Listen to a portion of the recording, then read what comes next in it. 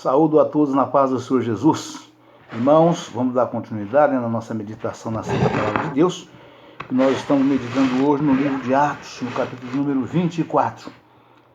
E o título da mensagem é Paulo perante o tribunal do governador Félix, que diz o seguinte: 5 dias depois, o sumo sacerdote Ananias desceu com os anciãos e um certo Tértulo, orador, os quais compareceram perante o governador contra Paulo.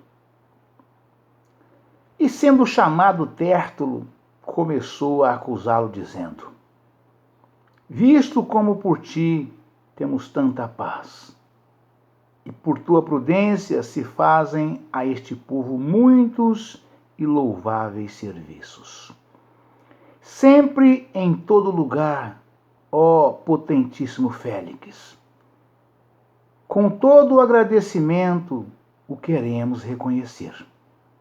Mas para que te não detenha muito, rogo-te que, conforme a tua equidade, nos ouças por pouco tempo. Temos achado que este homem é uma peste e promotor de sedições entre todos os judeus por todo o mundo, e o principal defensor da seita dos nazarenos, o qual intentou também profanar o templo, e por isso o prendemos, e conforme a nossa lei o quisemos julgar. Mas sobrevindo o tribuno Lísias, no-lo tirou dentre as mãos com grande violência, mandando aos seus acusadores que viessem a ti, e dele tu mesmo, examinando-o, poderás entender tudo o de que o acusamos. E também os judeus acusavam, dizendo serem estas coisas assim. Paulo, porém, fazendo-lhe o governador sinal que falasse, respondeu: porque sei que já vai para muitos anos que desta nação és juiz. Com tanto melhor ânimo respondo por mim. Pois bem pode saber que não há mais de 12 dias que subi a Jerusalém a adorar. E não me acharam no templo falando com alguém, nem amotinando o povo nas sinagogas, nem na cidade, nem tampouco podem provar as coisas de que agora me acusam.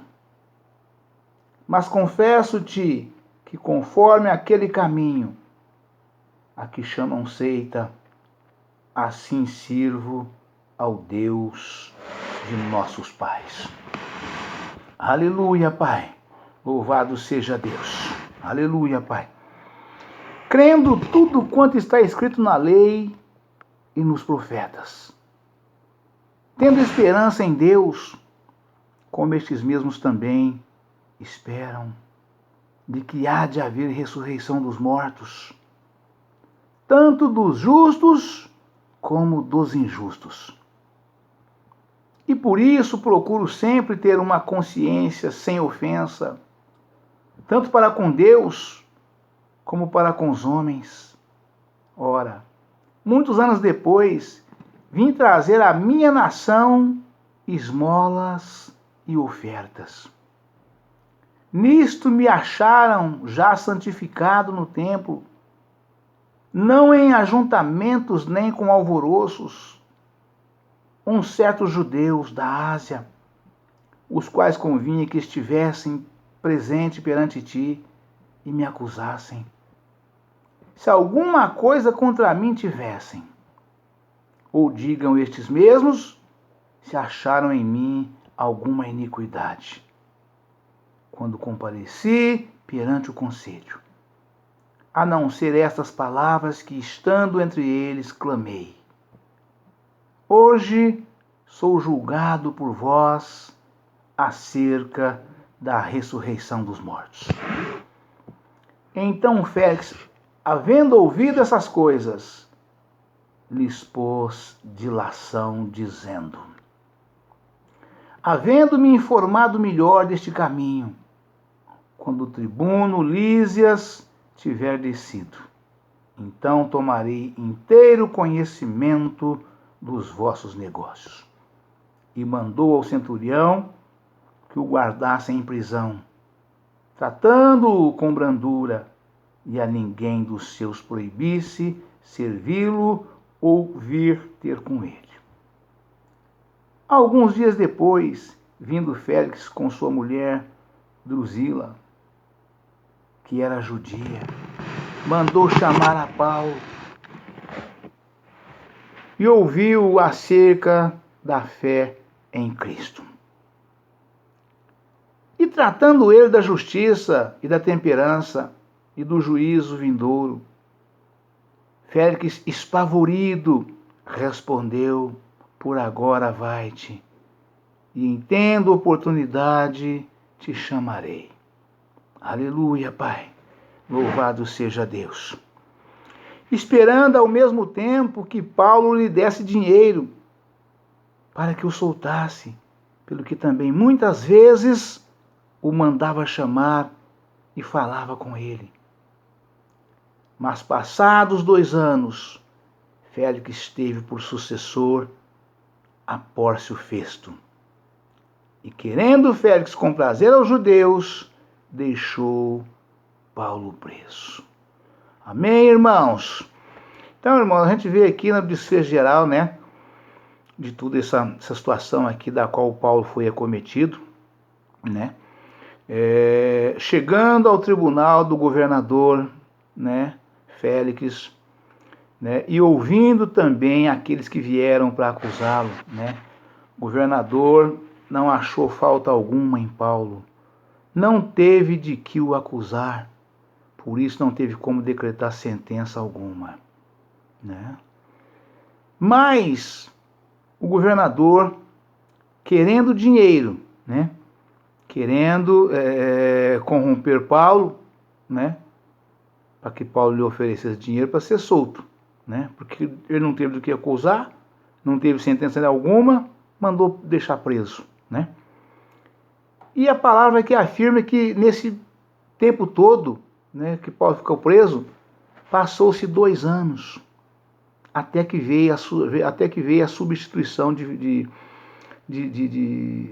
desse governador, de Félix, né, do qual foi o tempo dele venceu, né, nós sabemos que as autoridades, né, de um modo geral, tem um período, né, que elas permanecem ali, é eleita para um determinado tempo, né, e ali venceu aquele tempo, troca-se, vem um sucessor, né, e isso aconteceu, né, com esse governador Félix, né, e ele foi trocado, foi sucedido por um outro governador, né, Pórcio Festo, né. E nesse tempo todo, a palavra afirma que várias vezes ele mandava trazer Paulo, chamar Paulo na prisão para que viesse adiante dele, para fazer perguntas, né? E é claro que todas as perguntas que ele fazia era exclusivamente para ver se Paulo lhe oferecia dinheiro, né? Porque na verdade Paulo vinha, ele falava, dava tempo, insinuava, e Paulo nada de oferecer dinheiro para ele, né? Ele mandava voltar Paulo para a prisão.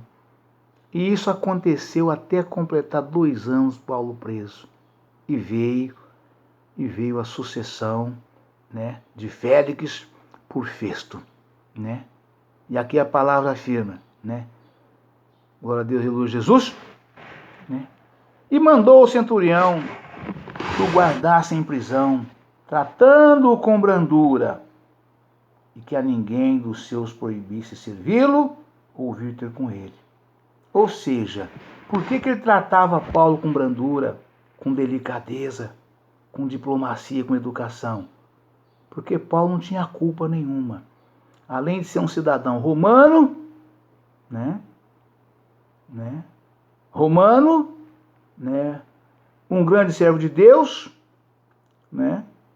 E sem culpa alguma. Não acharam culpa alguma em Paulo, em tudo aquilo que eles falaram, nas coisas que ele disse, nas respostas, no que ele fazia, zero culpa, né? Mas então vou deixar ele preso, porque como ele é rico, né?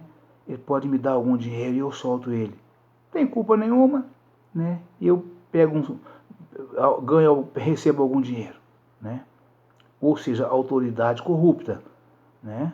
Autoridade, existe, nós sabemos que existe, né? Em todos os segmentos das autoridades tem os bons e os maus profissionais, né? Nós sabemos que existe em toda a face da terra, né? E esse governador esperava que Paulo oferecesse algum dinheiro para ele. Mas Paulo, como homem de caráter, honesto, honrado, cumpridor da lei e grande servo de Deus, jamais ofereceria. Ainda que ele pedisse dinheiro para Paulo, né? Eu creio que Paulo não daria, pelo caráter de Paulo. Paulo era um homem de caráter. As pessoas que Paulo ia buscar trazer presa era porque ele entendia naquela época que a lei era daquele jeito. Ele entendia que estava fazendo a coisa correta, que estava cumprindo rigorosamente a lei e os profetas. Ele entendia que ele estava fazendo a vontade de Deus, né? Era assim que ele entendia.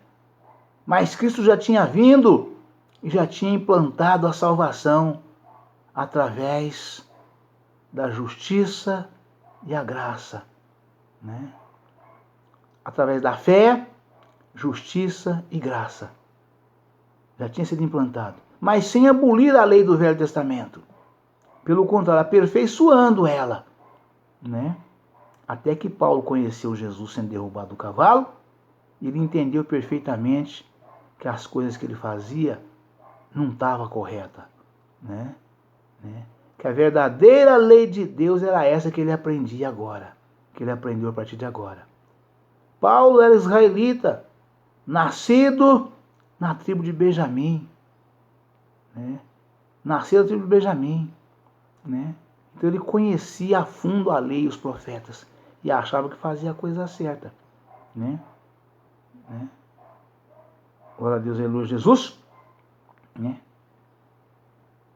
E Paulo, na sua defesa, dizia, né? Né? Ora, muitos anos depois vim trazer à minha nação esmolas e ofertas. Nisto me acharam já santificado no templo, não em ajuntamento nem em alvoroços. E uns certos judeus da Ásia, os quais convinha que estivesse presentes perante ti, e me acusassem, se alguma coisa contra mim tivessem. Ou digam estes mesmos, se acharam em mim alguma iniquidade, quando compareci perante o conselho. Porque Paulo tinha sido levado diante do conselho, já pelas mãos, né, de Lísias, do tribuno Lísias. E o tribuno interrogou as acusações que fizeram a Paulo, ele não viu nada de crime. Viu nada de crime. Mas como o alvoroço era muito grande, para proteger o próprio Paulo, ele deixou Paulo ficar preso para protegê-lo, porque o povo estava alvoroçado.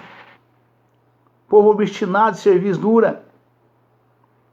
Só que, enquanto ele estava preso, já na primeira noite, armaram um complô para tirar a vida de Paulo, né? E foram adiante do tribuno, né? Pediram para ele convocar de novo Paulo. Na verdade, não nem chegaram a ir. Falaram que iria, né? Armaram o complô, dizendo que iria de novo pedir ao tribuno que tornasse convocar a Paulo, para que Paulo comparecesse diante dele, para interrogá-lo. Só que era cilada.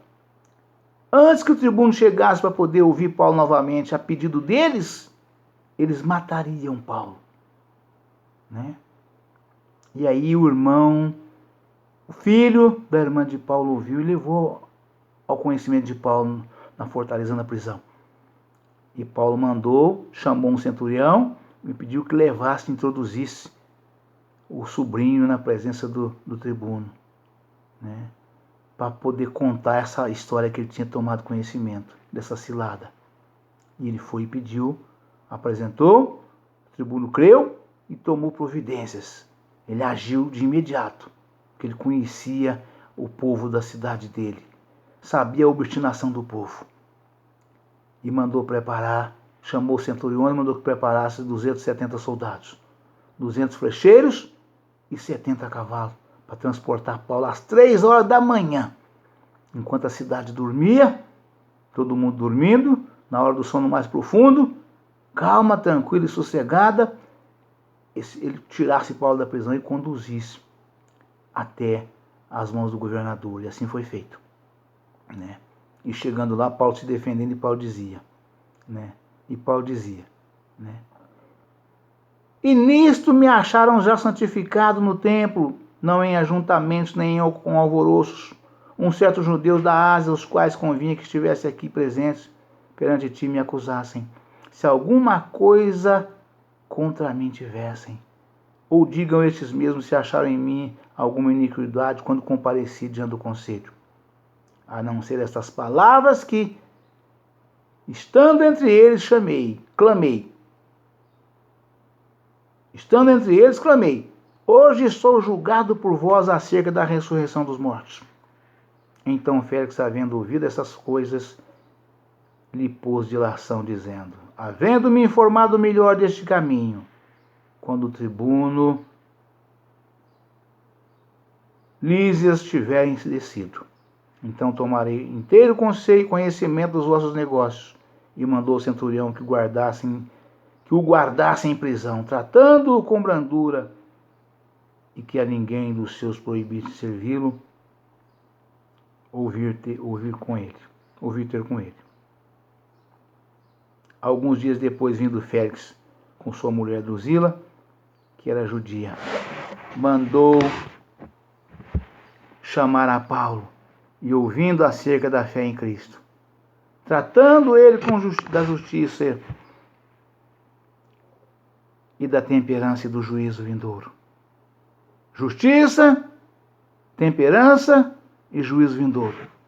Paulo tratou desses assuntos, colocou ali diante do governador em sua defesa. Félix, espavorido, ficou boquiaberto de ver tanto conhecimento, tanta sabedoria, tanto entendimento, né, da parte de Paulo, né? Porque os juízes, o dever e a obrigação dos juízes é praticar justiça e juízo. Eles foram instituídos, foram capacitados, treinados, instruídos e empossados, né? Diplomados e empossados para praticar a justiça e o juízo. A função do juiz é exclusivamente esta: é praticar a justiça e o juízo. E Paulo mostrou tudo para ele ali, nas palavras usadas pelo Espírito Santo do Senhor. E tratando ele da justiça e da temperança e do juízo. Que coisa linda, né, irmãos? Que coisa maravilhosa. Um homem que anda, faz e vive tudo segundo as leis. Primeiramente de Deus, mas também do seu país. Um homem assim não se acha culpa alguma, em momento algum, em um homem assim. Tratando ele da justiça e da temperança, né? A temperança, irmãos, é uma das maiores virtudes que o homem tem. Vou dar um pequeno exemplo aqui de temperança para os irmãos entender, aqueles que têm menos entendimento. Você vai tomar um banho, né? você vai tomar um banho, né? A água não pode estar gelada. Você não vai ninguém pode tomar um banho de chuveiro, ou de bacia, ou de canequinha, ou de balde, numa água gelada. E nem tampouco numa água fervendo. Nem tampouco numa água fervendo. Nas duas situações, o homem está com a sua saúde inteiramente comprometida. Completamente dilacerada a sua saúde. Por isso, a água tem que estar morna, esperta, ligeiramente quente. Então, esta água está o quê? Temperada. Aí você pode entrar debaixo do chuveiro, tomar o seu banho, de cabeça aos pés, e você fica ali, o seu vigor fica restabelecido, revitalizado, porque a água tem esse poder, né, de revitalizar nossas energias, através do banho, daquela água temperada, né? Então, a temperança, um homem temperado é isto, né? A própria palavra afirma que nós não devemos ser nem demasiadamente justo, nem demasiadamente pacato, né? Nós precisamos viver, agir sempre com temperança. Sempre com temperança. E Paulo tratou desses três assuntos nessa hora crucial do seu julgamento, ali no tribunal, diante do governador, que podia lançá-lo na prisão, mandar açoitá-lo, mandar apanhar no tronco, mandar colocar na masmorra e mandar até apedrejá-lo, dependendo do desfecho daquele julgamento, se Deus permitisse, né? Mas Paulo, em sua defesa, usado pelo Espírito Santo do Senhor, né, ele disse, né,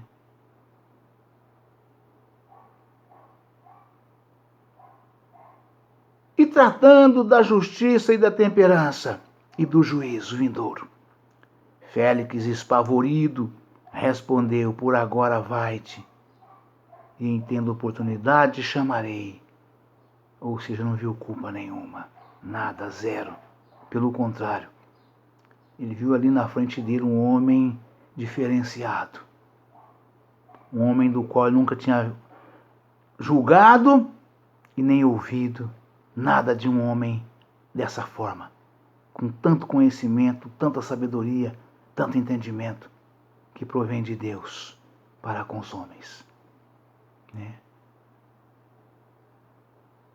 Esperando ao mesmo tempo que Paulo lhe desse dinheiro para que o soltasse,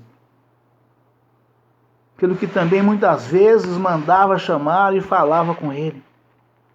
Mas passados 2 anos, Félix esteve por sucessor a Pórcio Festo. E querendo Félix comprazer aos judeus, deixou-a Paulo preso. Os políticos agem assim, nós sabemos, irmãos, né? De um modo geral, de um modo generalizado, os políticos profissionais agem de maneira a agradar o povo, né? Os políticos profissionais buscam, de maneira geral, agradar o povo. Exatamente porque foi o povo quem colocou ele lá e o povo também tira através do voto legal, né? O povo pôs e o povo tira através do voto legal. E se o povo quiser, nunca mais, né, esse juiz voltará ao cargo. Mas eu falo muito sempre isso nas minhas afirmações. Tudo depende de Deus e da sua santíssima vontade. Tudo depende de Deus e da sua santíssima vontade.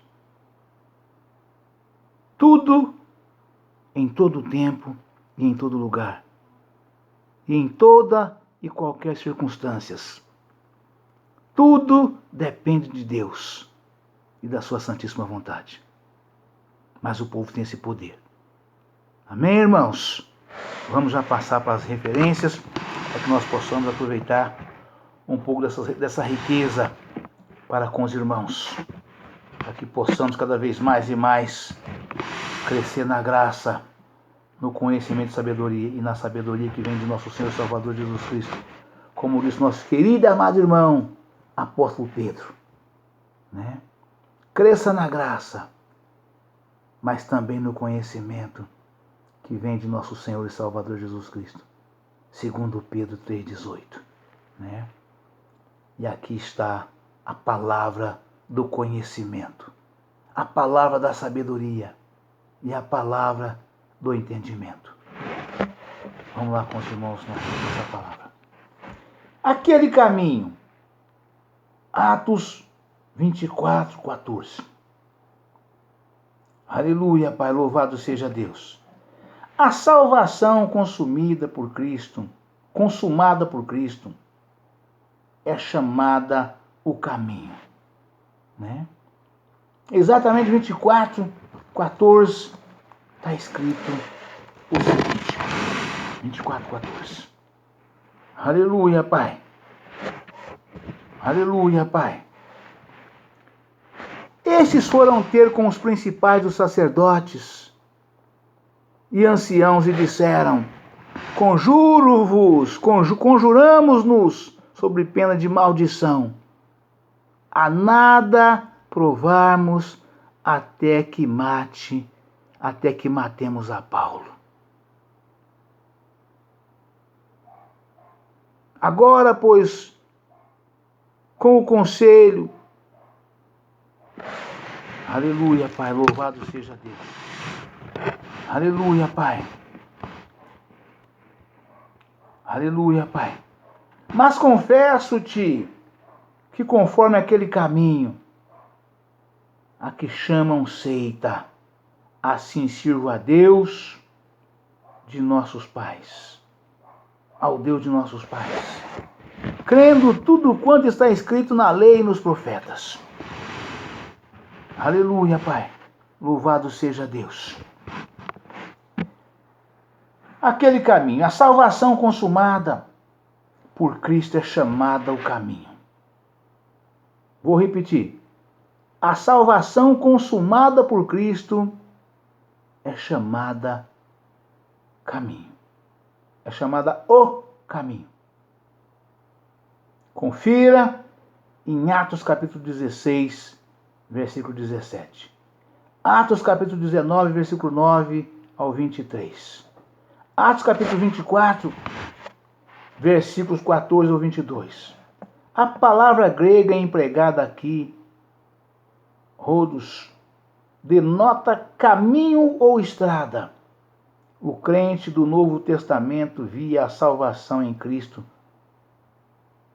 não somente como uma experiência a ser recebida, mas também como um caminho a ser trilhado com fé em Jesus e comunhão com Ele.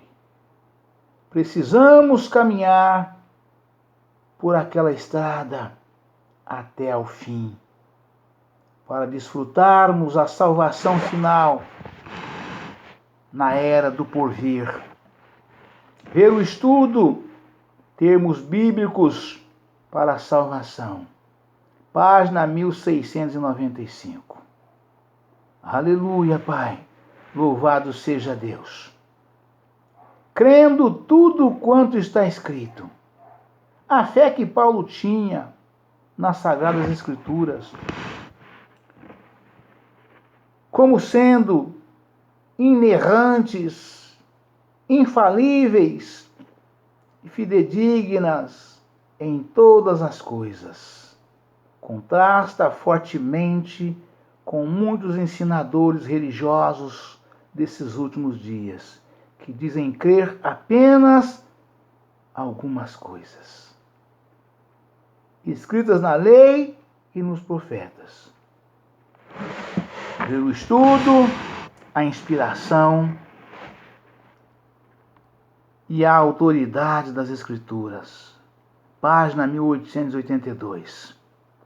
Aqueles que têm o Espírito e a mente de Cristo. Mateus capítulo 5, versículo 18. E dos apóstolos, verso 14. 2 Timóteo, capítulo 3, versículo 16.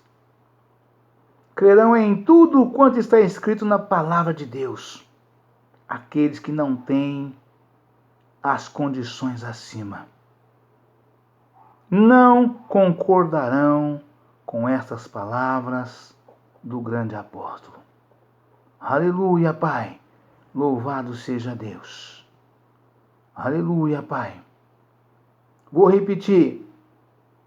Crerão em tudo quanto está escrito na palavra de Deus. Aqueles que não têm as condições acima não concordarão com estas palavras do grande apóstolo. 24:15. Ressurreição, tanto dos mortos como dos injustos. Ambos, todos serão ressuscitados. A Bíblia ensina uma ressurreição dos mortos justos e também uma dos injustos. Os justos ressuscitarão para viverem para sempre com o Senhor nos seus corpos redimidos, ou seja, corpos celestiais, transformados. Seremos transformados.